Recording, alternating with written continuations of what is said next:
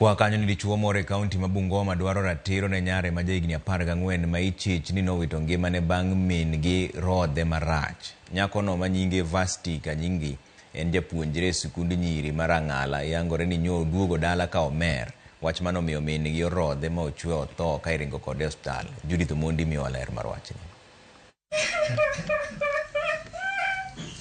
En kuyo kod lit e dalani mayudore kar dak Malimara Teso South, kuyo ma okel kod tho mar rawera manyako ma jahiga 14 mane owito ngimane e kinde manitere kar thieth bang'e yudo chwat koa kuom min mare wirani ne oduogo dala ka omer.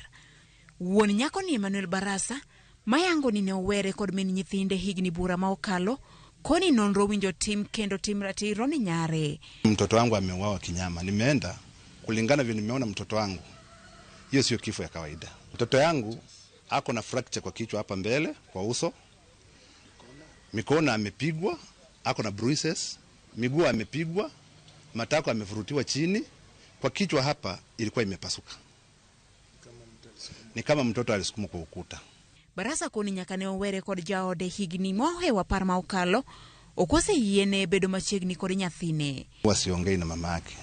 Nilimpatia uhuru wa kufanya mambo yake na akaniambia nimpe uhuru alee mtoto wake nisiindafie na yeye.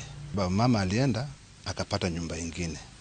Nikijaribu kutafuta mtoto nimuongeleshe, nilikuwa nakuwa denied that right of speaking to the kid. Anyuola bende dwaro ni mondo tim bero mapiyo mondo yang po ni rotho emane onego nyathino.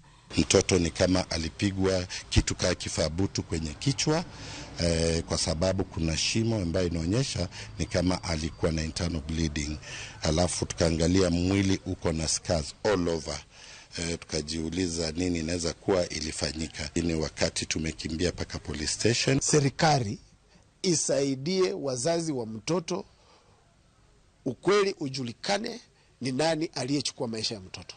Osepidi Matisendo Bila Madungosi Francis Gashoki koni gisecha kotimo nonro min nyathino osemaki kata kamano we thuolo kod rambun ka irito duoko mar bero. The mother is another. She assaulted her daughter. The letter came later to me at night on 26 December this year.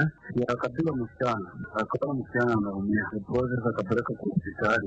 Kupeleka yaka hapo na hospitali. Jirani. Kupeleka mochari. Tukapata information from the chairman wa community policy. Kutoka the center tukaanza kukamata yeye. Tukaenda kwa mochari tukaverify tukaona who was found. Now the case is in the DCI. Miyono ne okoyie loso kod jofwambo. Judith Omondi, Ramogi TV. Wach mahinyo chuny no wadhi yweyo moro machuok odog bang' dakika matin taneno kuse oromo ote maru kaendi makamu